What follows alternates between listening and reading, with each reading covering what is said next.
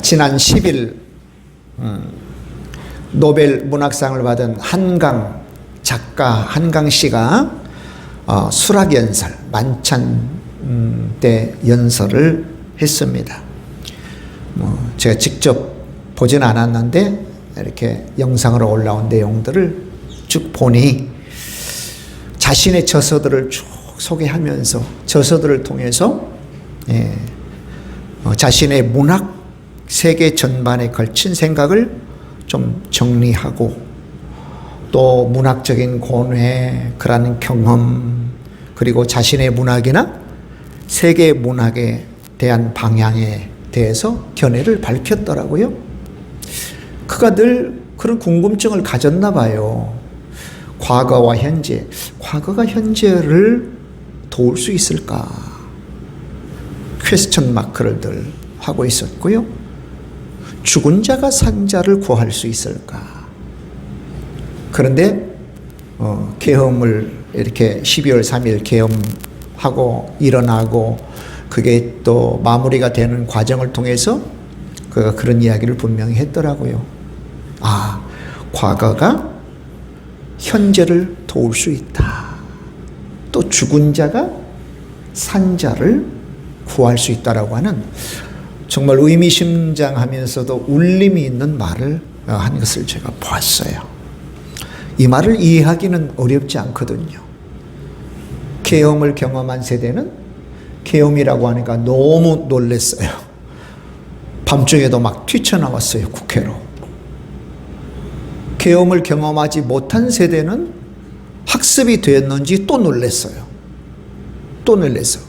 계엄에 시작되고 그 과정과 결과가 어떠하리라는 것을 알고 있었기 때문에 너도 나도 나와서 계엄군을 맞이했고요. 또 희한하게 계엄군은 신세대잖아요. 미적미적했어요. 계엄이 제대로 되지 않도록 미적하고 시민들이 막으면 옆으로 빠지고 밀치고. 그러니까 40년 전 계엄군와는 완전히 달랐어요. 완전히. 총뿌리를 겨눴지만 방아쇠를 걸지 않았어요. 근데 과거의 계엄군은 어떻게 했죠? 너무나 아픈 기억을 줬어요. 너무나 큰 상처를 줬어요. 그것도 다른 민족, 다른 사람이 우리 민족에 총뿌리 겨눈 거 아니에요? 다 우리 아들들.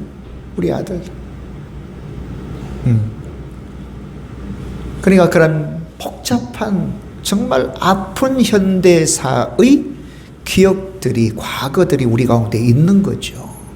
그래서 이러면 안 되겠다라고 하는 그런 과거라고 하는 사실이 현대를 도왔고요. 과거에 그렇게 상처와 고통 가운데 죽음 가운데 처한 사람들, 그런 사람들 때문에 지금의 산자들을 구한 것을 확실히 경험하고는 그런 만찬장에서 수락연설을 통해서 저런 말을 했던 것으로 압니다. 자, 우리가 보는 이제 열왕기는 왕들 이야기예요. 왕조실록이라고 하면 이해할 수 있을까요? 왕들 이야기. 지금으로부터 3000년 전에서 2500년 사이에 그런 왕들 이야기입니다.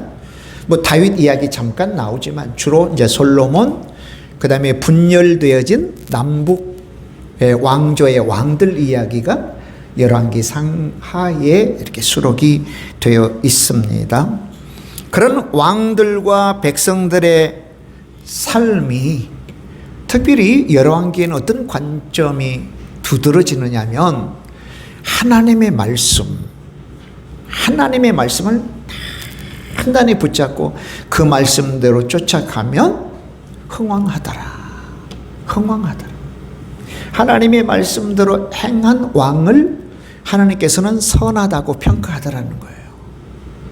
그러나 나라가 아무리 강하고 부국 강병에 있는 나라랄지라도 하나님을 버린 왕을 악한 길로 갔다라고 평가하는 게 이게 열왕기를 기록한 저자의 대단히 중요한 주된 관점입니다. 임을 우리는 볼 수 있습니다.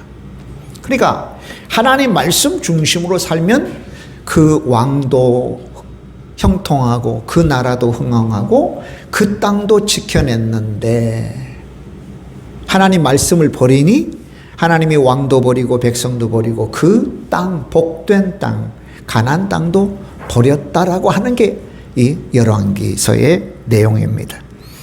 자, 이런 열왕기를 쭉 보면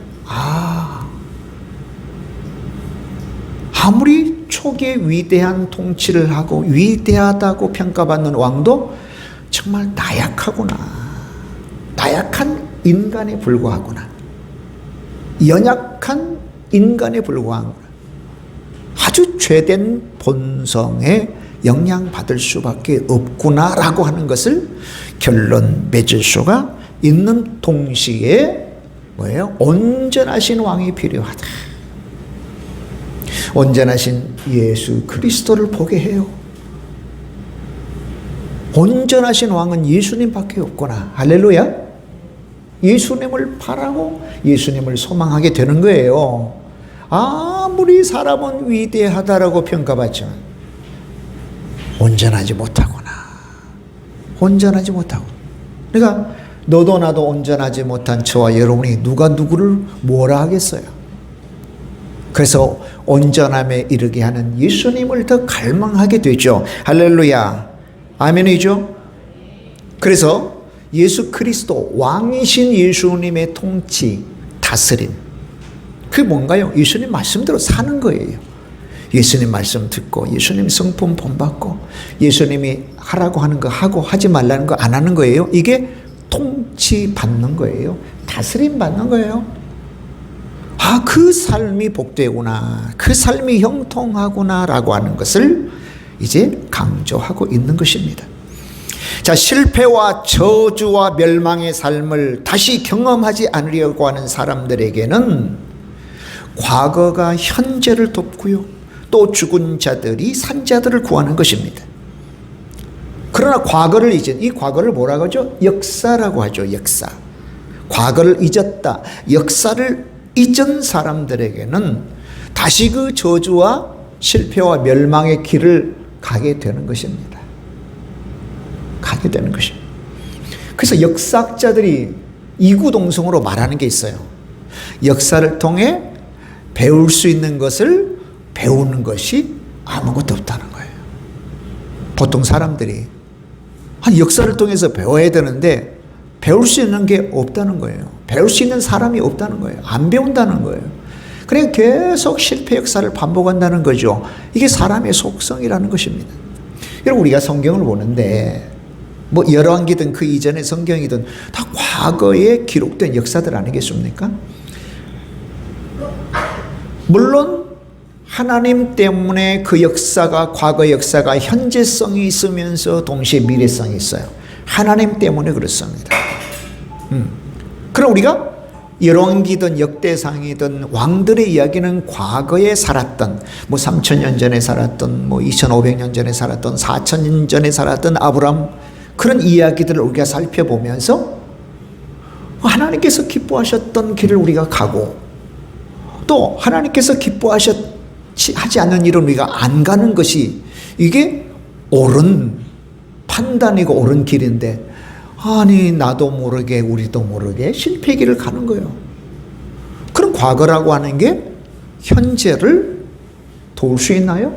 돕지 못하는 거예요. 죽은 자가 살아있는 저와 여러분을 구하지 못하는 거예요.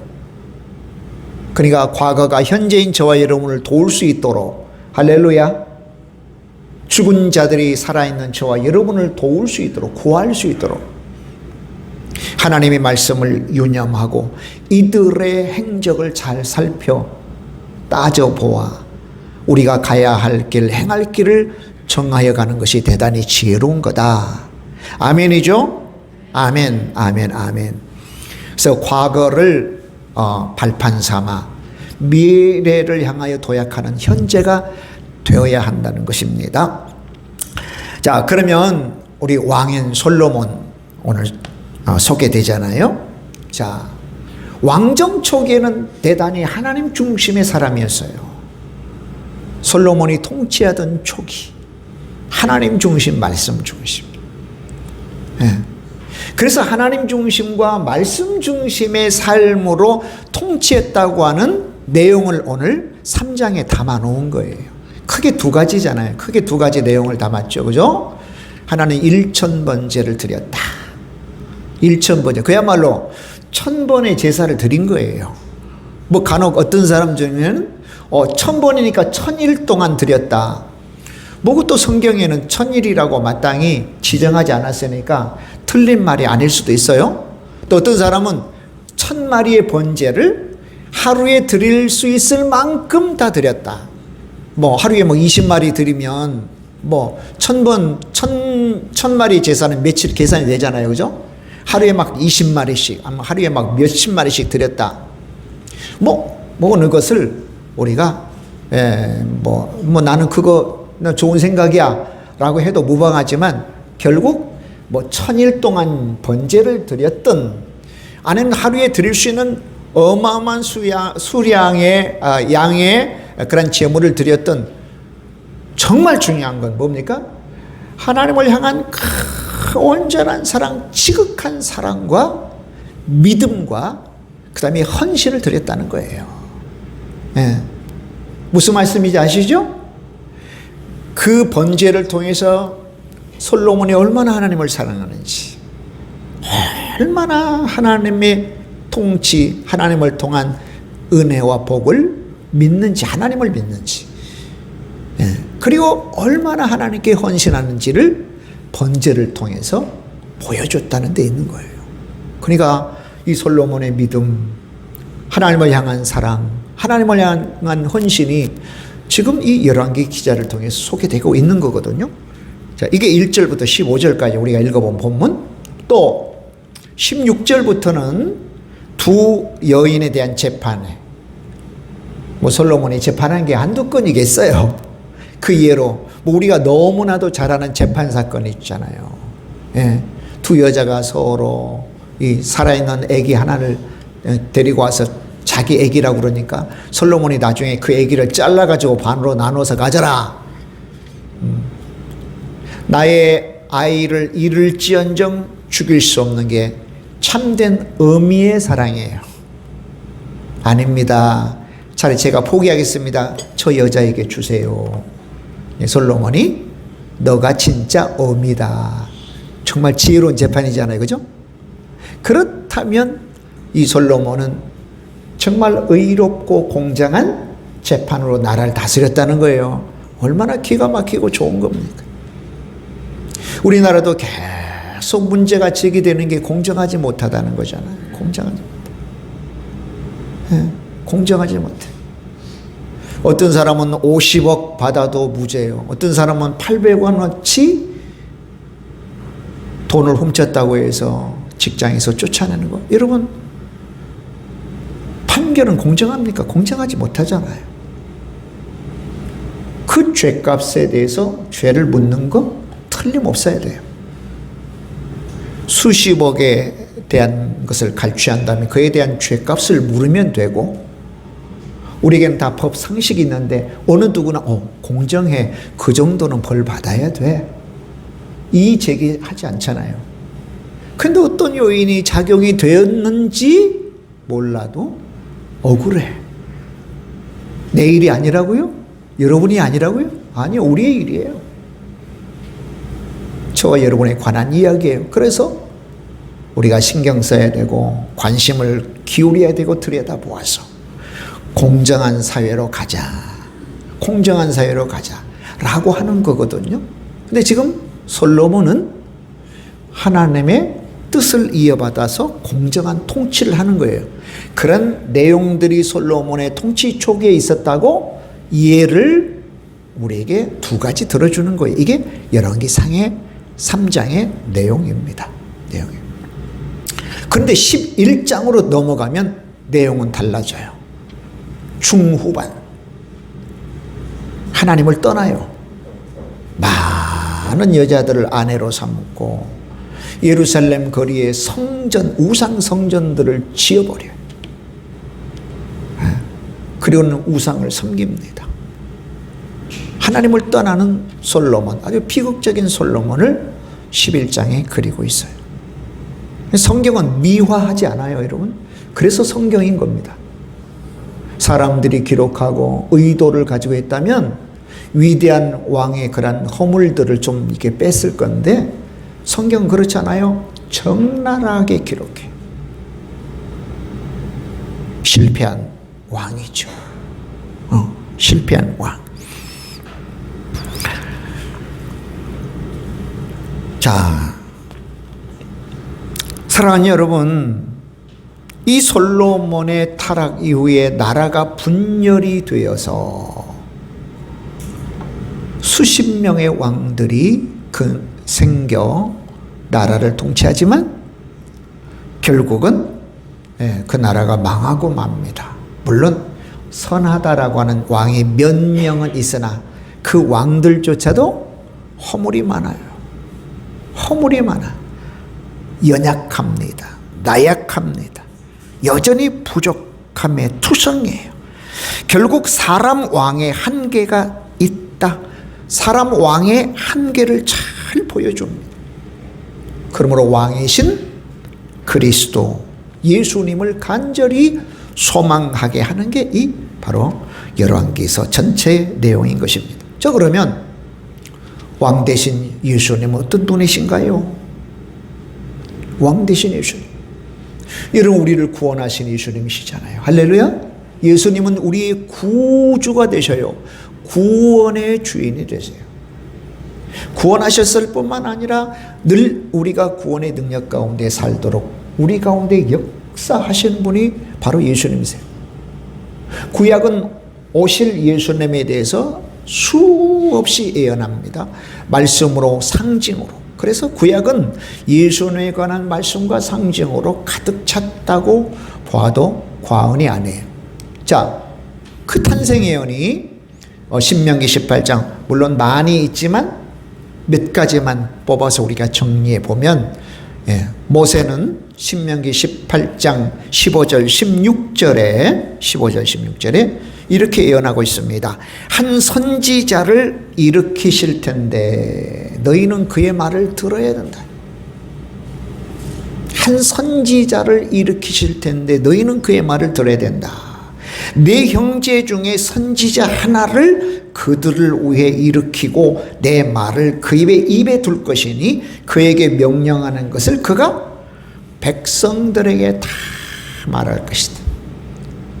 백성들에게 다 말할 것이다. 한 선지자는 예수님을 가리킨다고 이구동성으로 말을 해요.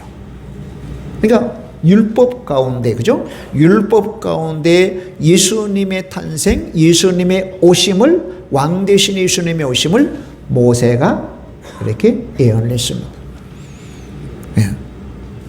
그리고 이사야, 우리가 잘 아는 9장 6절 7절에는 이사야 선지자가 예수님의 탄생 한 700여 년 전이죠. 약 700여 년 전에 오실 예수님을 예언했습니다. 자, 9장 6절 제가 읽어드립니다. 이는 한 아기가 우리에게 낳고, 아니 700년 전인데 낳았어요? 이건 성경의 표현법이에요. 표현법. 이미 나실 거다. 태어나실 것이 확실하기 때문에 주어지는 표현이에요. 또 한 아들을 우리에게 주신 바 되었는데 그의 어깨에는 정사를 메었다. 정사란 말은 통치예요. 통치하시게 되었다. 왕이죠. 그의 이름은 기묘자라, 모사라, 기묘한 모사. 감히 그 누구도 생각할 수 없는 놀라운 일들을 계획하시고 행하신다는 거죠. 그게 구원하시는 일이에요. 십자가 위에서 달려 돌아가시는 일. 상상할 수도 없는 일이에요. 상상할 수도. 그래서 이사야 53장에 우리는 성령께서 이렇게 조명하셔서 잘 이해되고 깨달아 너무 은혜가 돼요. 아, 그분이 예수님이시구나. 이사야 53장 고난받는 종은 예수님이시구나. 근데 그때 당시 유대인들은 도무지 이해를 못했어요. 메시아로 오신다는 분이 어떻게 종이 되실 수 있을까? 어떻게 고난받을 수 있을까요? 사람들 보기에도 너무 너무 연약해. 아주 마른 땅에서 올라오는 연한 순 같아. 너무 초라하잖아요. 생각할 수도 없는 게, 그래서 기묘자라 묘사라. 우리를 향한 구원의 계획은요, 보통 사람으로는 생각할 수 없는 놀라운 일이에요. 근데 유대인들은 도무지 인정할 수가 없었던 거죠. 고난받는 종이 메시아 예수님을 가리킨다는 걸 이해할 수가 없는 정도예요. 자, 전능하신 하나님이시다. 전능하시다고 하는 것은 하나님의 이름이잖아요. 전능하신 하나님이시다. 누가? 예수님께서. 또 영존하시는 아버지이시다. 아버지는 뭡니까? 우리에게 생명을 주시고 부양하시는 분이시다. 보호자이시다. 후원자이시다. 백성들과 피조물 총 모든 피조물들을 망라하시는 거예요. 그리고 평강의 왕이시다. 백성들을 돌보고 책임지시는 왕이시라고 합니다. 이미 700년 전에 오실 예수님에 대해서 이렇게 예언했어요. 평강의 왕이시다. 전능하신 하나님이시다. 영존하시는 아버지시다. 영원히 계시는 아버지시다. 예. 기묘자 모사, 기묘하신 모사다. 카운셀러이시다. 모사이시다. 그리고 7절에는 그 정사, 통치와 평강의 더함이 무궁하며 왕권은 점점 커지고 통치하는 나라의 평화도 끝없이 이어질 것이다. 사람으로는 안 되는 걸 우리가 열왕기를 통해서 이제 확인할 것이고, 또 제가 금방도 말씀드렸잖아요. 그 위대하다고 하는 솔로몬도 초기에는 막 1000번째를 드리고 하나님이 주신 신령한 지혜로 재판도 척척척 했는데 11장에 가면 그가 타락하여 하나님께 버림받는 거예요. 이게 사람의 모습이에요. 그런데 영존하신 왕이신 예수님의 통치는 뭐냐? 그 평강이 무궁하다는 것입니다. 할렐루야. 또 다윗의 왕좌와 그의 나라에 군림하는 것, 다윗의 왕좌와 다윗의 나라에서 다스리는 것과 그 나라를 굳게 세우고 지금 이후로 영원히 정의와 공의로 그것을 보존하실 것이라. 만군의 여호와의 열심히 이것을 이루실 거다. 이렇게 이사야가 예언을 했습니다. 자, 천사 가브리엘 예수님의 모친 마리아에게 나타나서, 마리아야, 너가 잉태할 아기는 큰 자가 되고 지극히 높으신 이의 아들, 메시아죠. 하나님이시죠. 메시아라고, 하나님이라고 일컬어질 것이요, 야곱의 집. 야곱의 집은 뭐 1차적으로는 유대인들이잖아요. 야곱이 이스라엘이잖아요. 이스라엘 백성들을 의미하지만 궁극적으로는 모든 영적 이스라엘 백성들, 오늘 우리가 포함하죠. 구원받은 모든 하나님의 백성들이에요. 야곱의 집, 모든 하나님의 백성들, 모든 성도들을 영원히 다스릴 것인데, 무엇로? 왕으로 다스릴 것이다. 너가 잉태한 이 아기는 지극히 큰, 지극히 높으신 자라고 일컬음 받을 것인데, 모든 영적 이스라엘 백성들을 영원히 왕 되셔서 다스릴 것이다. 통치하실 거라. 그렇게 가브리엘 천사가 예수님을 잉태한 마리아에게 나타나서 전한 말이에요. 자, 그리고는 사도 바울이 기록한 갈라디아서 4장 4절, 하나님의 때가 되매, 하나님께서 정하신 때가 되매 여자의 몸을 빌어 그 아들 예수님을 태어나게 하셨다. 태어나게 하셨다. 자, 마태복음 2장 1절로 11절 보니까 동방에서 박사들이 와서 헤롯에게 이야기합니다. 유대인의 왕으로 나신 이가 어디 있습니까? 유대인의 뭐로요? 왕으로 태어나신 분이 어디 있습니까? 우리가 그를 찾아 경배하러 왔습니다. 그리고는 예수님을 찾아서 그에게 경배하죠. 경배라고 하는 건 뭐죠? 고대 세계에서 왕에게 나아가는 신하들과 백성들의 모습이에요. 그냥 경배 안 해요. 이 말을 땅에 엎드리고 절하는 거예요. 우리가 경배와 찬양, 우리가 예배할 때 그죠? 예. 좌석은 앉아있지만 믿음으로는 무릎을 꿇고 이 말을 땅에 대고 엎드려 경배하는 게 이게 예배예요.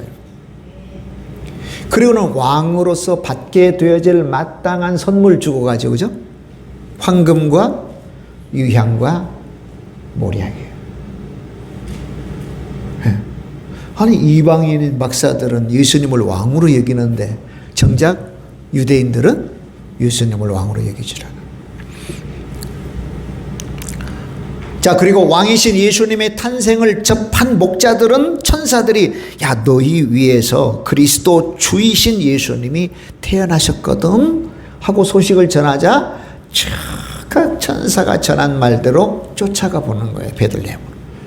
정말 모친 예수님의 모친과 예수님을 발견하고는 그에게 경배하고 찬양하고 감사를 드렸다고 누가복음 2장 1절로 20절은 우리에게 전해주고 있습니다. 자, 예수님께서 공생애 동안 왕으로서의 통치하시고 다스리는 장면이 여러 장면 나와요. 그죠? 질병들 떠나가라. 야이로 따라 일어나라. 청년아 나오너라. 나사로야 나오너라. 죽음도 통치하시죠. 죽음. 질병도 통치하셨어요. 바람과 바다야 잔잔하라. 잔잔하라. 그러니까 사람, 자연 그 모든 것들을 통치하시는 왕으로서의 사역을 예수님이 공생애 동안 하셨단 말이에요.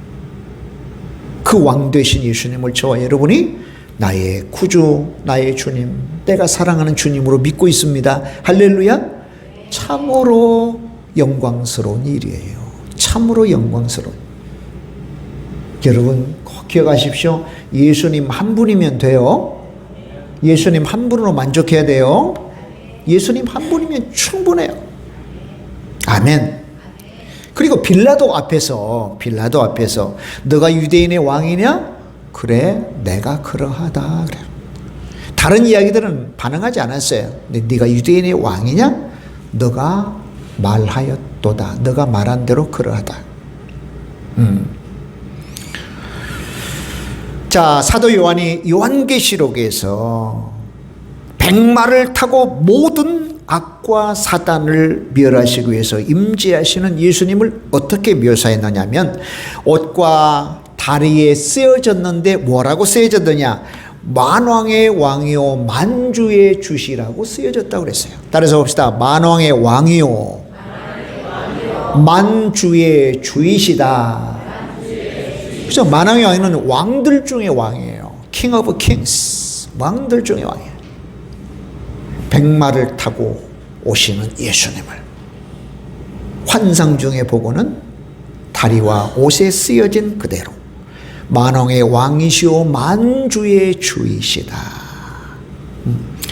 이제 모세오경부터 요한계시록까지 몇 구절 예수님께서 왕으로서 오셔서 통치하시고 또 구원해 주시고 다시 오실 것들을 말씀하신 것을 소개해 드렸습니다.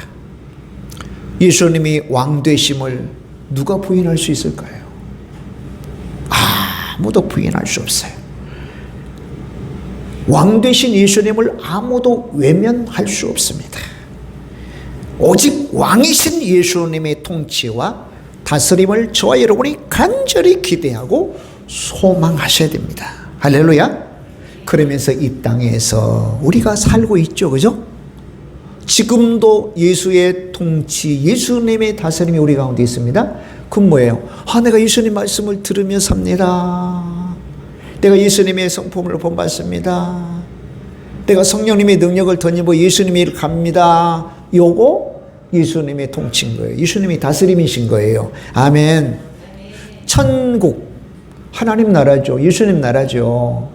천국이 너의 마음속에 있어. 여기 있다 저기 있다 하지 마. 천국은 너의 마음속에 있다라고 하는 거 뭔가요? 지금 현재 내가 예수님의 말씀대로 천국의 주인이신 왕이신 예수님 모시고 산다는 의미예요.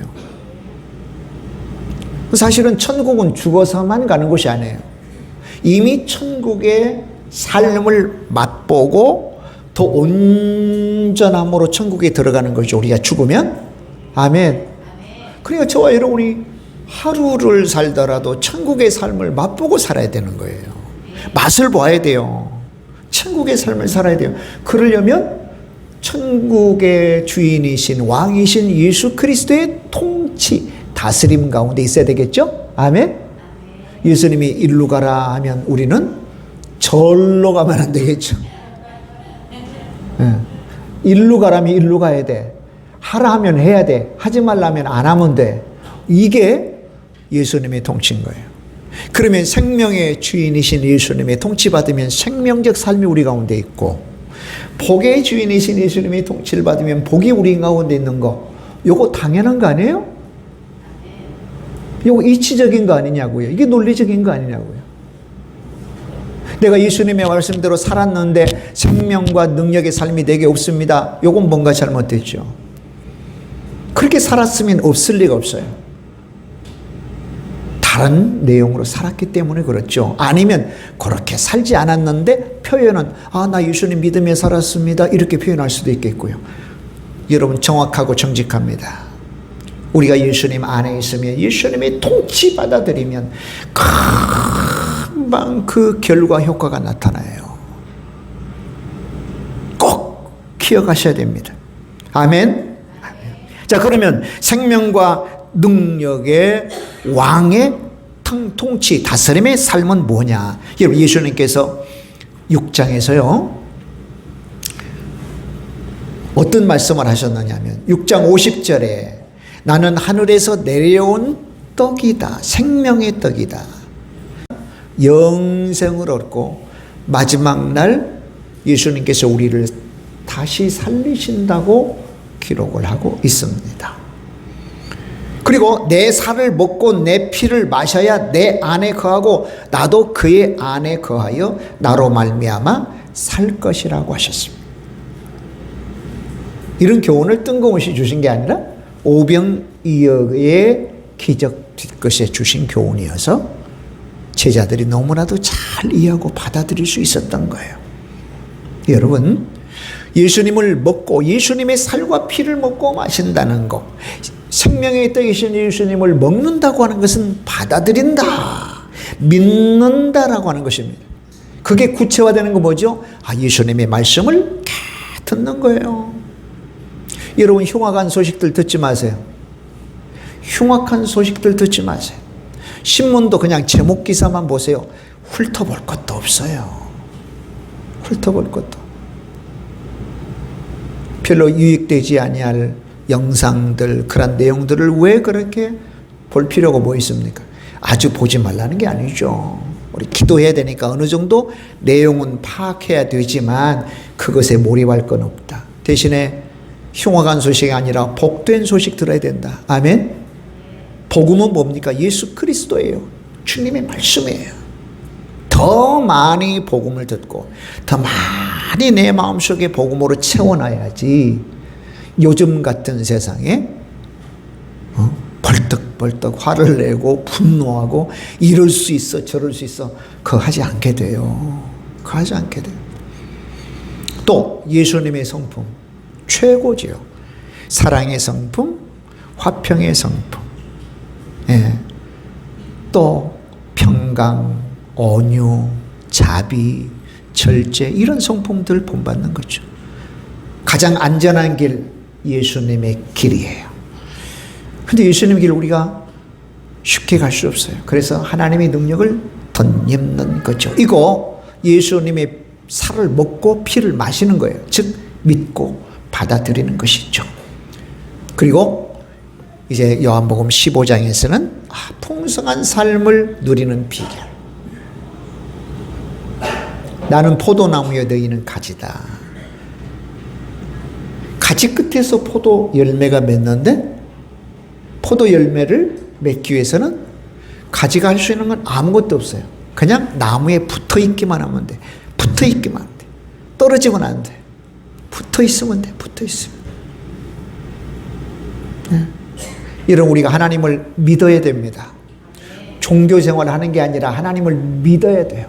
내가 열심을 내서 뭔가를 이루어야지. 아니요. 내가 예수님 안에 거해야지. 내가 예수님 말씀 듣고 살아야지. 내가 예수님 성품 본받는 일 해야지. 할렐루야. 내가 예수님 길 가야지. 그저 예수님 안에 머물러 있어야 돼요. 머물러 있어야 돼요. 그래야 예수님의 생명이 내 생명 되고, 예수님 능력이 내 능력 되고, 예수님 기쁨이 내 기쁨 됩니다. 아멘. 그래서 이 포도나무 비유는 우리가 어떻게 풍성한 삶을 누리느냐 하는 것을 가르쳐 주신 비유예요. 예수님 안에 머물러 있는 거예요. 나를 떠나서는 너희가 아무것도 할 수 없다. 아무것도 아니래요. 아무것도 할 수 없는 거예요. 또 아무것도 안 해요. nothing이에요, 영어로. 예수님 안에 머물러야 돼요. 그러니까 처음부터 예수님이셔야 돼요. 예수님, 예수님, 예수님. 아멘. 아멘, 아멘. 예수님을 떠나면 결코 안 되는 이유, 예수님의 다스림을 받지 아니하면 안 되는 이유가 바로 거기에 있는 거죠. 자, 말씀 맺습니다. 오늘 우리의 삶은 누구의 통치를 받고 있느냐 하는 거죠.